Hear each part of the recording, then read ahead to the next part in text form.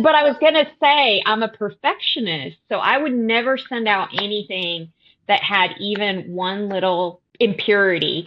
I made double digit or whatever you want to, I can't remember I guess thousands of dollars, I guess is the way to put it. Not hundreds, not millions, thousands. And it was very exciting.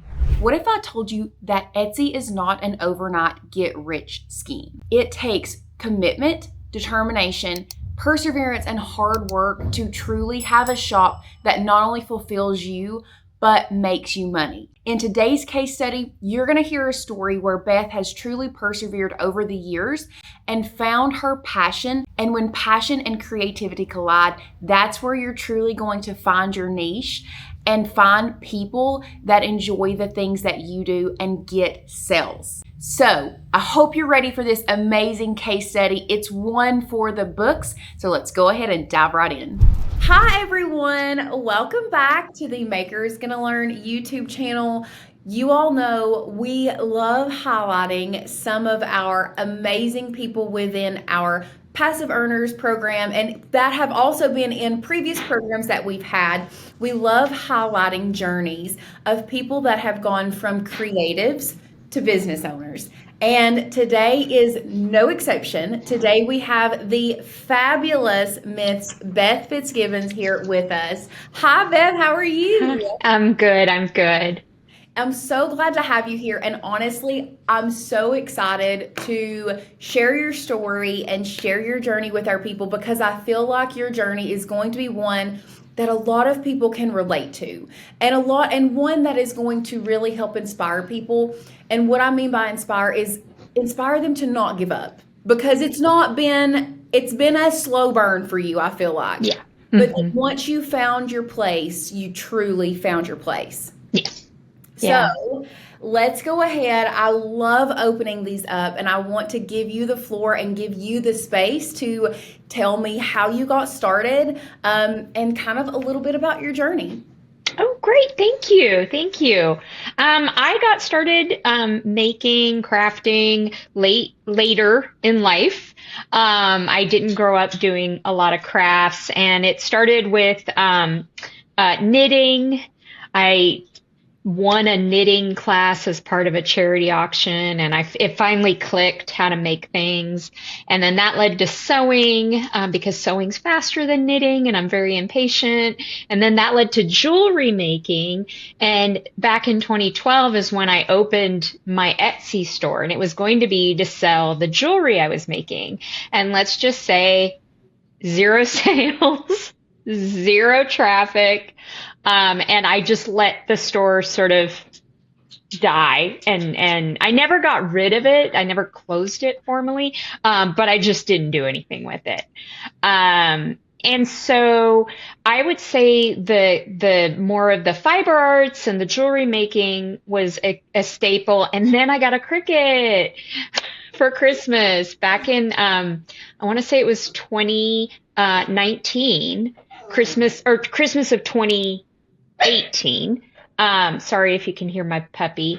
She has feelings. She needs to express them. And that's when I found Makers Gonna Learn.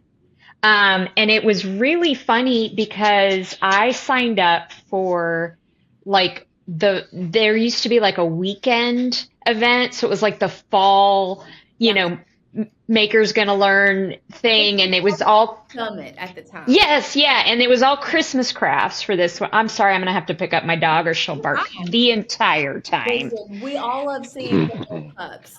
Oh, good. Oh, good. Okay, Ellie, now you have to be good and just sit right here. And so the funny thing was I signed up and I wasn't a member of Makers Gonna Learn. At all. And so it was cracking. I remember it cracked Tanner up because he was like, wait a minute, you paid for the summit and you don't even know about the membership? And so all in the course of one weekend, I joined Makers Gonna Learn. And then at the time it was called Design Make Sell. Yes. was the Etsy, or not just Etsy, but the selling program, education program. And I really at that point, I got into a lot of what I would call the farm core or cottage core.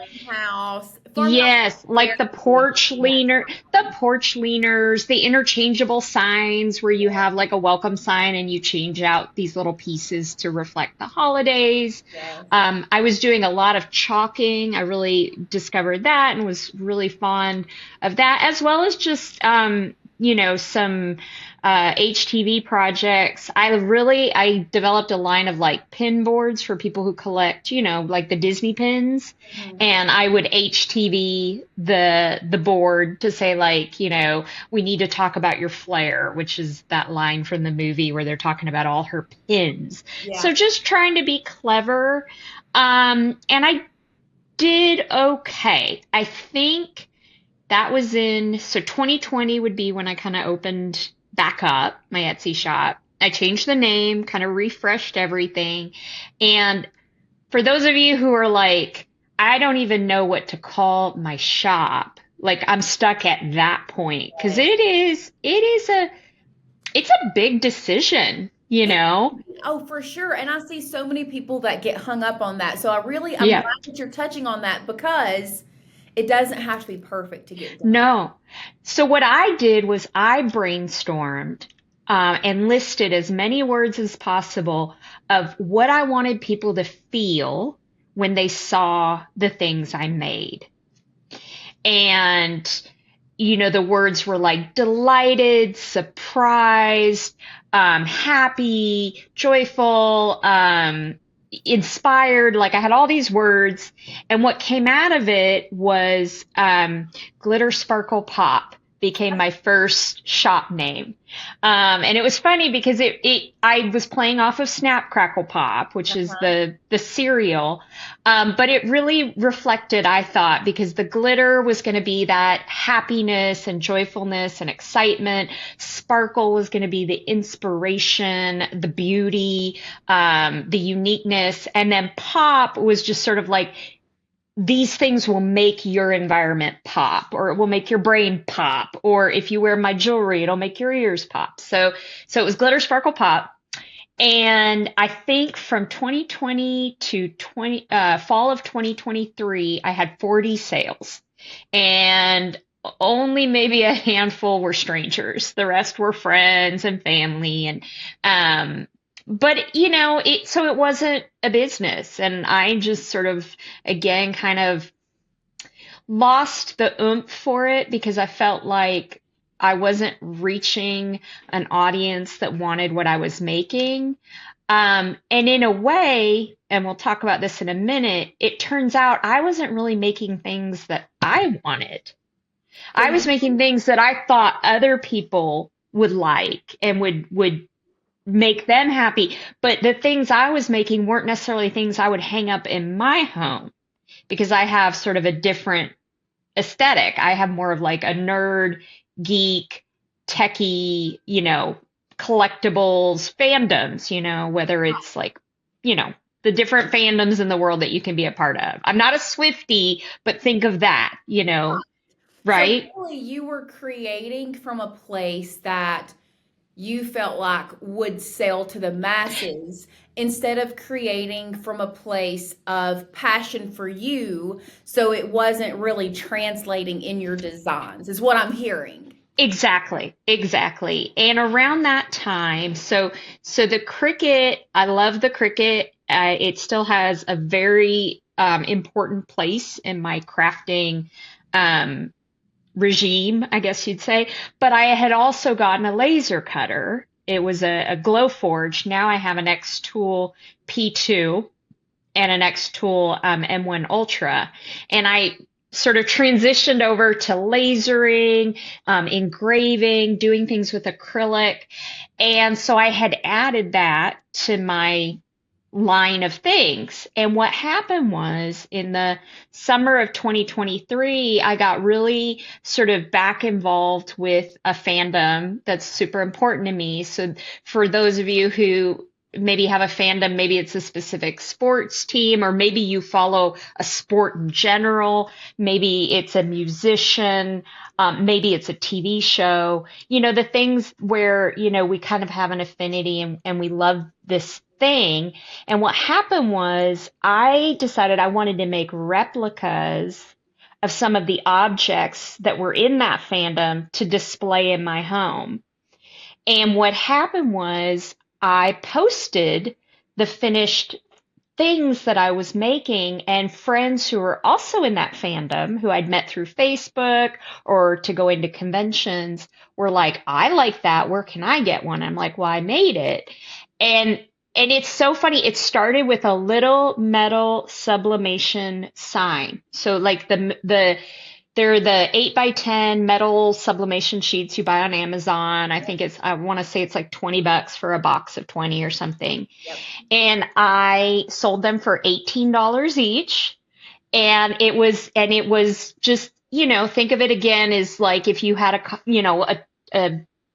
you drew your own version of a concert poster for Taylor Swift, and you put that art on a sign and you sold that. So that's what happened. And it all started with that sign, and then it just kept progressing, because then it was like, so that was sort of Cricut based with the sublimation. And then I started moving to making replicas of objects from in the universe. So sometimes you'll watch a TV show, and they like, a great example is how they merchandise so much of the stuff from Friends. You could walk into a store and they'd have coffee mugs and things like that, or they'd have a little version of the sofa that they all sat on. So I started making things like that, little replicas of items and objects that were throughout the fandom. And again, I would post them on Facebook, and it's crazy to think, I wasn't doing any advertising, but just building up that and being a part of Facebook groups where posting your products is allowed. So, finding groups where they're like, hey, we're a bunch of fans and we're supportive of people saying, check out the t-shirts I'm making for this band, and so I drove a lot of traffic to Etsy through me just posting. So and very much like organic marketing. You're already a part of these groups. Absolutely. You're already a part of this fandom. You found your niche. Yes. So you're just sharing your passion with others who would also like things within your niche. Absolutely. Absolutely. And so that's kind of where things started to springboard. And so 2023, I started in October, and October through December through the holidays was super busy, super successful, a lot of fun. And then all of 2024 was crazy. And I ended up selling in person at a convention for this fandom. And I made double digit, or whatever you want to, I can't remember I guess not thousands of dollars, I guess is the way to put it. Not hundreds, not millions, thousands. And it was very exciting. Very exciting.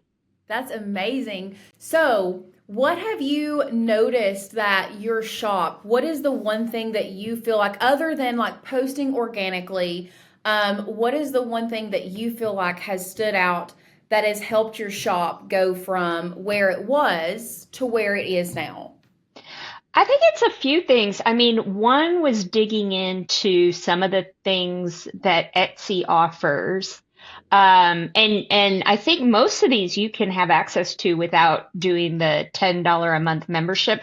I actually do pay the $10 a month, because if you make at least $10 a month, they just take it out of your Etsy earnings. Right. So I figure, there's sort of like the idea of, you get out what you put in. So if you're going to have a successful business, you might have to put some of your money in. But I used keywords. I was very consistent with my keyword game. I watched, you all talk about keywords during the new Passive Earner Society program, and just the importance of knowing people are going to be searching, and you can actually come up in their search. And if you do, if you have what's called, I can't remember, star seller, meaning, you've answered all your messages every month, you've shipped things out on time, you're getting good reviews, you're going to come up higher in the search as well. So just good maintenance of your store and keeping customers happy, that helps. But keywords, and then the second thing were the discount codes. and the options for that. So there's options to, just create a one-off sale. So a great example is, Mother's Day, so for this weekend, it's going to be 10% off everything. And you just create that on the fly. But what they also have are they will send emails on your behalf based on things that have happened. So if somebody comes into your store, they add something to their cart and they abandon it, you can have an abandoned cart offer where they'll get an email saying, hey, that thing in your cart, it's now 10% off.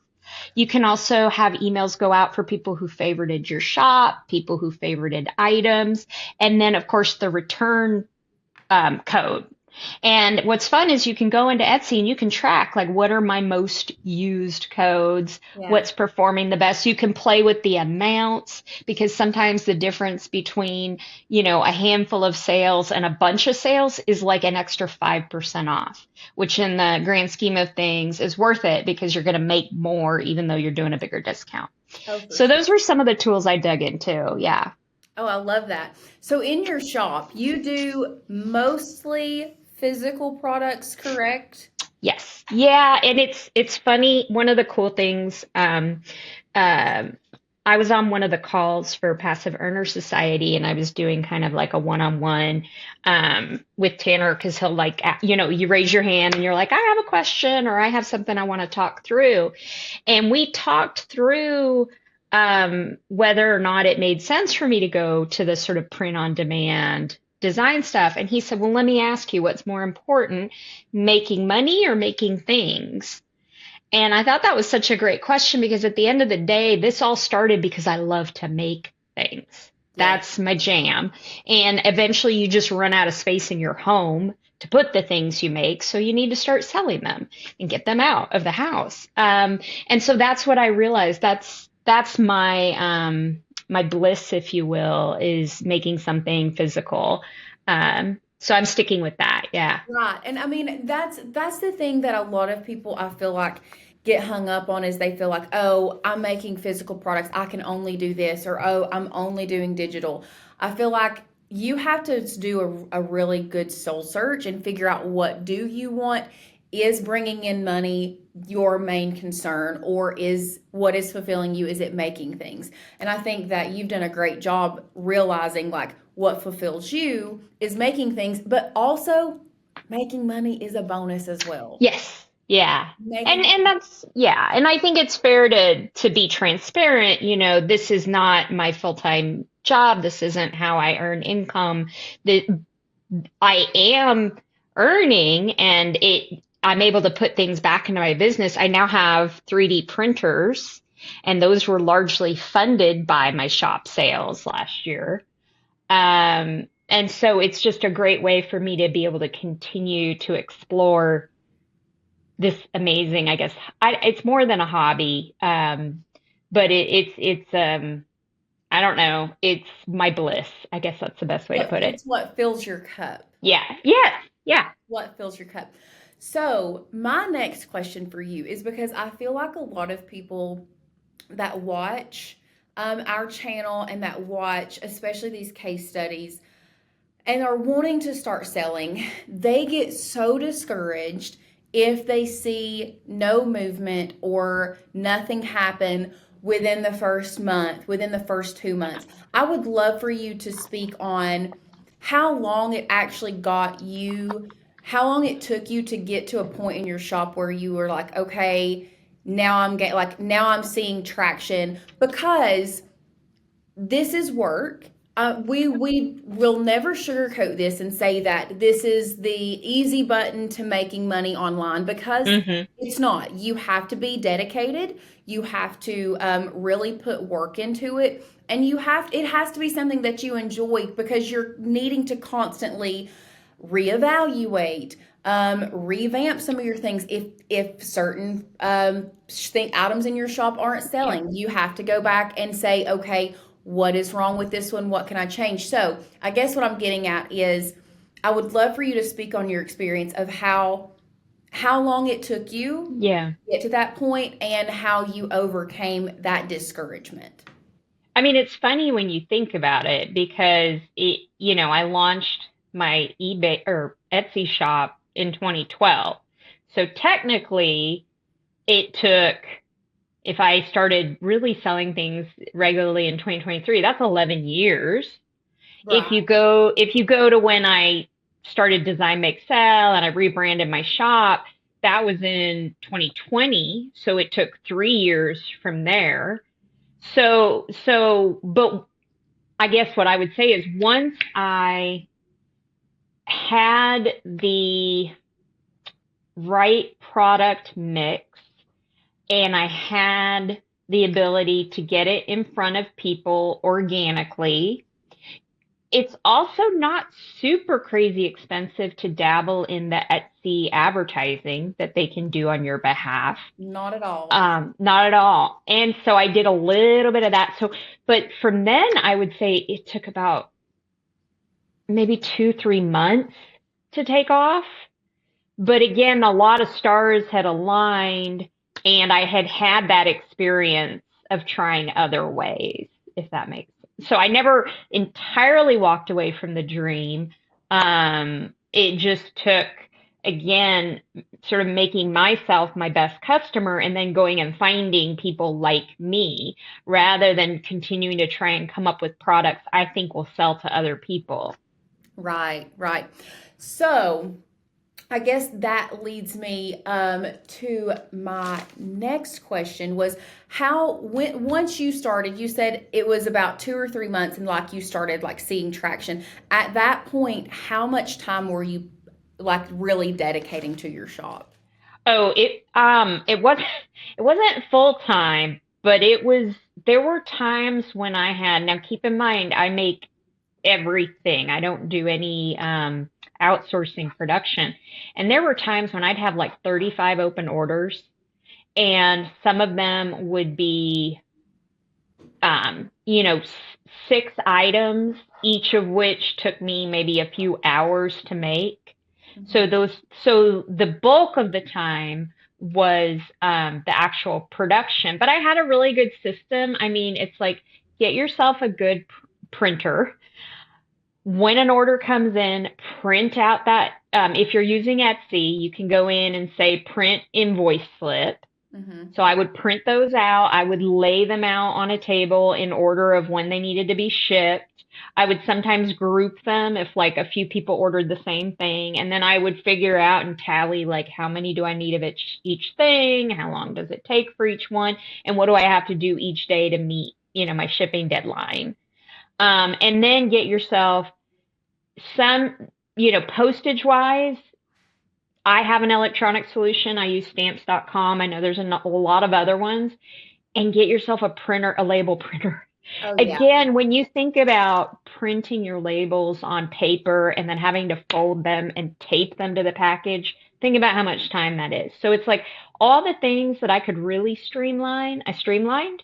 So then my time could really be spent on what I love again, which is making sure the items are perfect. I have I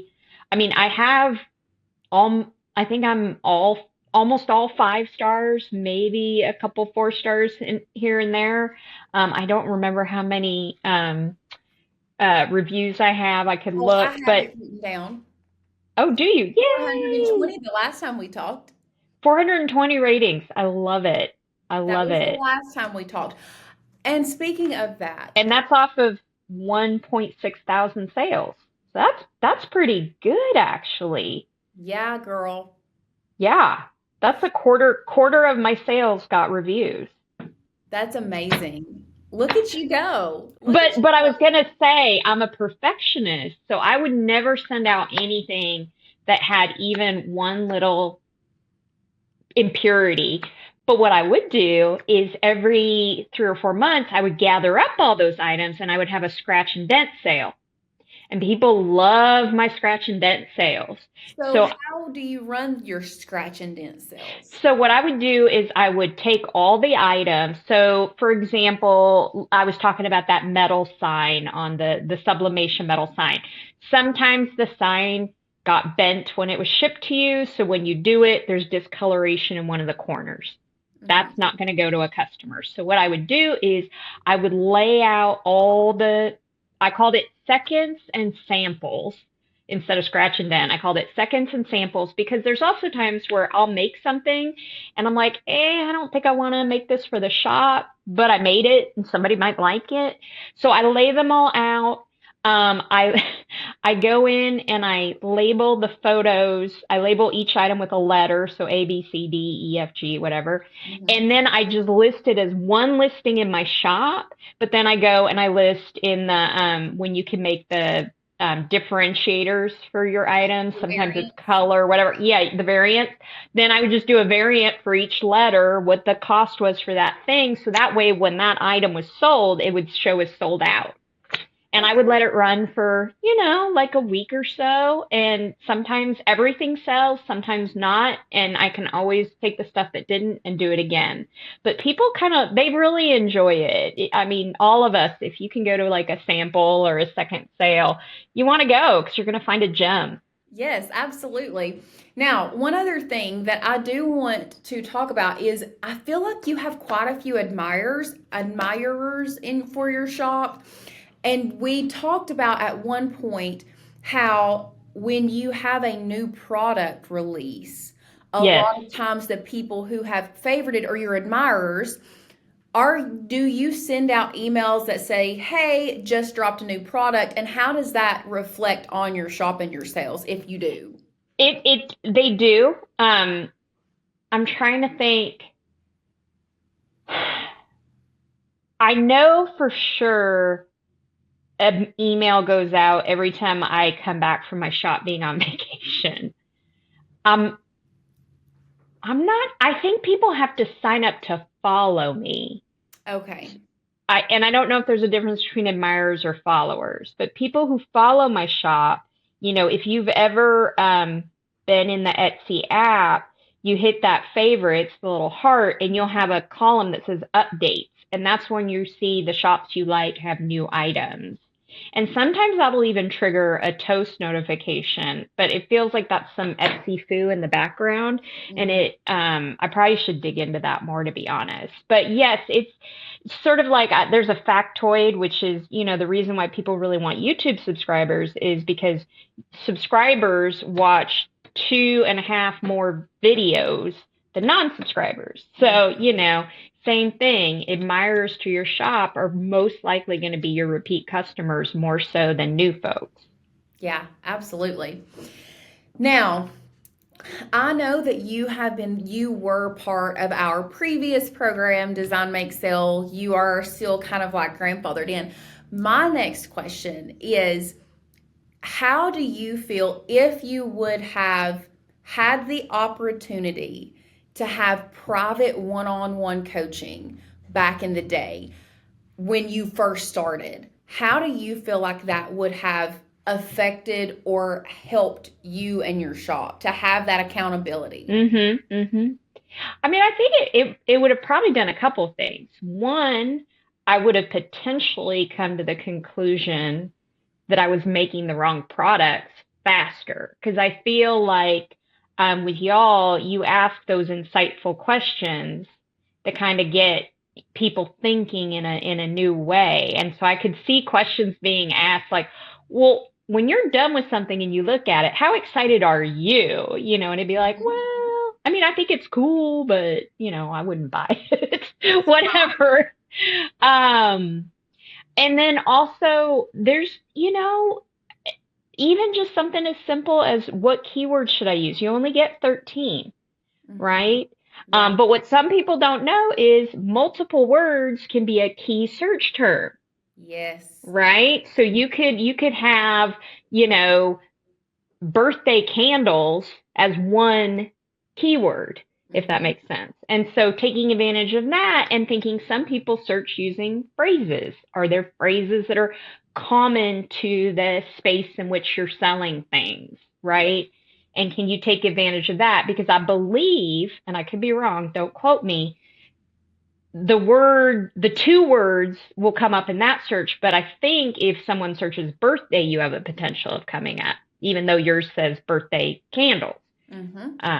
that type of thing. So those insights, those tidbits, someone who really knows their way around Etsy and taking advantage of everything it has to offer, can be super helpful. And then, like you said, just the accountability of wanting to show someone progress. Yeah, I do think that that is one of the qualities that I feel like help the program passive earners stand out is that accountability and like holding people to that standard. Like, Yeah. hey, what is our 1% improvement that we've made this week? It Yeah. doesn't have to be big, it has to be 1%. Yes. And that's really going to help get you there faster.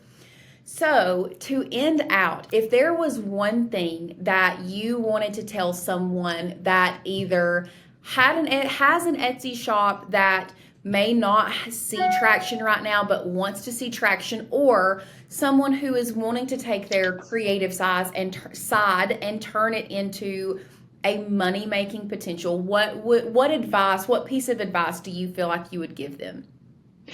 I mean, I think it's a lot of what you all already talk about in passive earners, which is what's trending right now. What are people excited about? If you're in the 3D printing space right now, clickers are super popular. They're little things, and they have the piece that actually goes into a computer keyboard. So when you click, it's like clicking a key. Those are so popular. And last year it was like the fidget toys.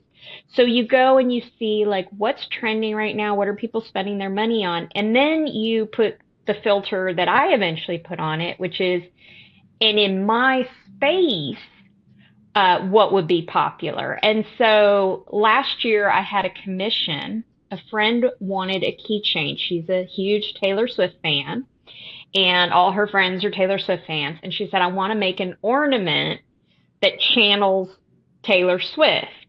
And now keep in mind, this was a commission. This wasn't listed on Etsy. Right. Hopefully, but what I did was I designed a acoustic guitar that I would 3D print. And then I found her signature with the heart, and I put that onto the guitar. And then I 3D printed it in red and green sparkle.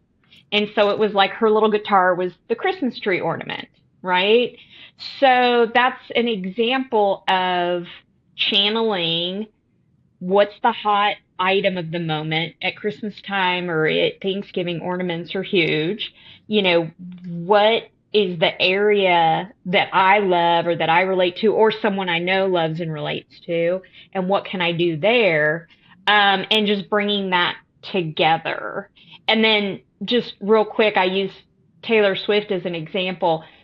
At the end of the day, a lot of the items people want are rooted in their fandoms and their passions. And so, of course, intellectual property, copyright strikes, all of that sort of comes to mind. And I think, there are ways to be smart about it, not in I'm cheating the system way, but in a what is uniquely mine, what can I do to celebrate that, but not be copying things that they're selling in their shops? You know what I mean?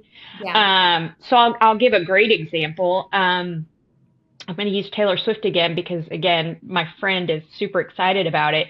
I guess people trade the friendship bracelets, at the concerts. Somebody on Etsy designed a holder for the Taylor Swift bracelet and put like, I love Taylor Swift. Now that's not a copyrighted thing, right? It's a creative solution to something the fans already like. So I think it's it can be done if you're smart about it, like hair ribbons in the color of favorite sports teams. Yeah. I actually do something fun. I do these little keychains, and they're within the fandom, the universe I like. And what I do is the colors of the keychain sort of indicate what character I'm making. And so it's an imagination thing where the person says, "Oh, that's this character." And so it's a way to celebrate the thing you love without dipping into the world where you're using logos or trademarked images or words or things like that. So what I'm hearing is You think the most, if someone is starting out, number one, figure out what you're passionate about. Really dive into that, because if you're passionate about it, there's probably going to be more people out there that are passionate about it. But Yes. not only that, take that in conjunction with research, product Yes. research, Yes. and figuring out and using your creativity on how you can create products that are the hot ticket at the moment, but may also fit within your niche, so that your passion and what you love comes through in a product, but you're still using your own creativity and not necessarily copying someone else, Yeah. but also not reinventing the wheel either. Right. Exactly. You don't, that's such a good point. I mean, again, another example is, dolls. Dolls are a thing, but you can make yarn dolls, you can knit dolls, you can sew dolls, you can print them out of 3D printers. But the point is, um, put your own spin on it. And I think I would challenge everyone who maybe isn't feeling very successful with their shop to take a step back and like make something for yourself. Like, what's something you want within your world? Is there a specific t-shirt you wish existed, and if it did, you'd wear it? Or is there a specific knickknack that, you'd want to put on your end table? And try that and try marketing and selling that across like your friend groups and things like that. And you never know, you might hit on something. I love it. I love it. Well, I so appreciate you being here with us today. I really feel like there is going to be so much inspiration. You're going to inspire so many people to do a Oh, deep dive good. into themselves and figure out what it is that they're passionate about, but also taking that and, like we said, using that product research and figuring out what is the hot seller and how can I reimagine it and make it fit within something that I love that I would want. Absolutely. Absolutely. I love it. Thank you so much for being here, Beth. We cannot wait to see how your shop just thrives throughout the rest of the year. I'm excited. I've got new things in the works.